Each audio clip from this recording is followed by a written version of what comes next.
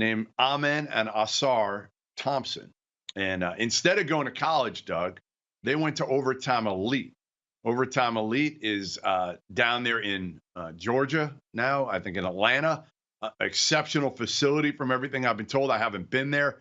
And they got a lot of money to go to Overtime Elite and virtually continue their high school education down at Overtime Elite, but play with a bunch of other kids, high schoolers, top high schoolers, a lot of them, against one another for the most part, and train and learn under guys like Dave Lato, like Kevin Ollie, be coached by those guys. They're elite level athletes, elite. 6'7". Amen Thompson is more of a point guard. Ausar is more of a wing. They're incredible defenders.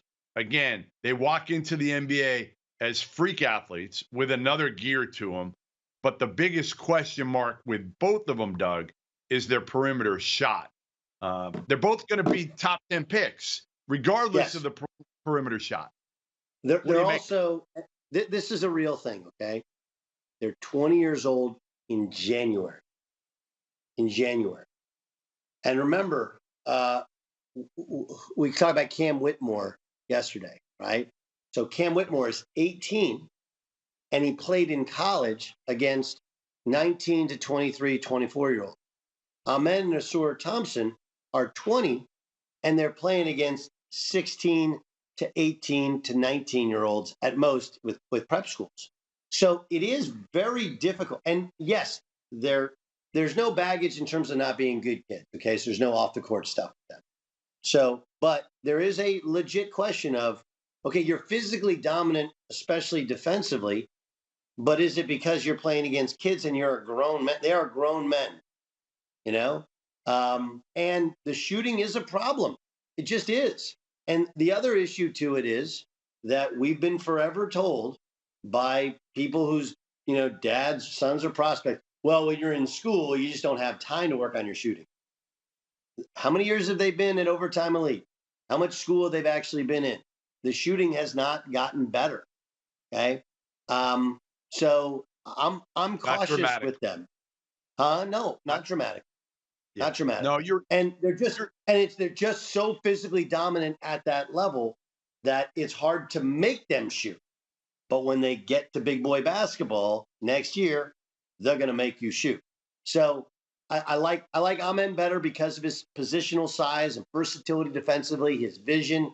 But again, the number one most important offensive asset in 2023 basketball is the ability to shoot the ball, especially when you're a perimeter player. And neither are consistent enough shooters to demand that they have star potential at this point.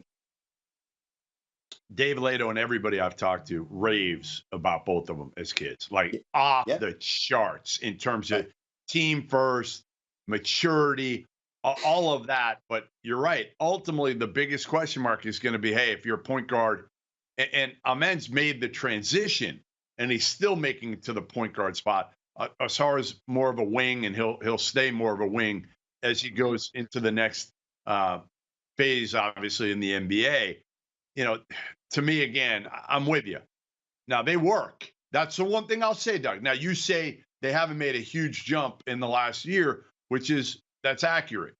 But they do work their butts off. In fact, Later told me they probably work too hard. I want to make sure. That's why I want to point out, they check all the boxes, right?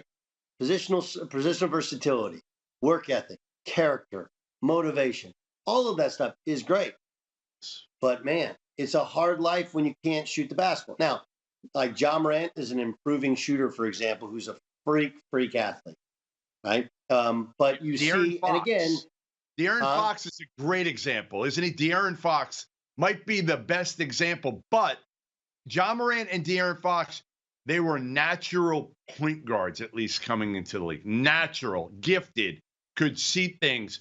Like Ausar's not a point, number one. Amen's still learning that position. Yeah, and again, just take the NBA playoffs. And the regular season is different, and you can get away with it more in the regular season. But if you can't shoot, you can't play.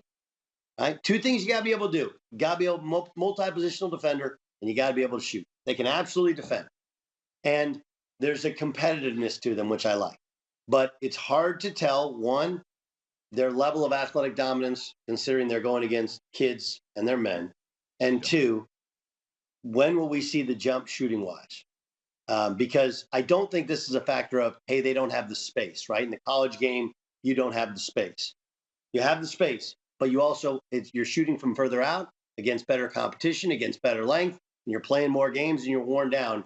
That's my question. And I think everyone would say that's a valid question. And it's not just you can't play the point, you can't shoot. You're a wing and you can't shoot. You're a D and no 3 guy. So there has to be continued work and a belief that, okay, there's nothing wrong fundamentally with the shot.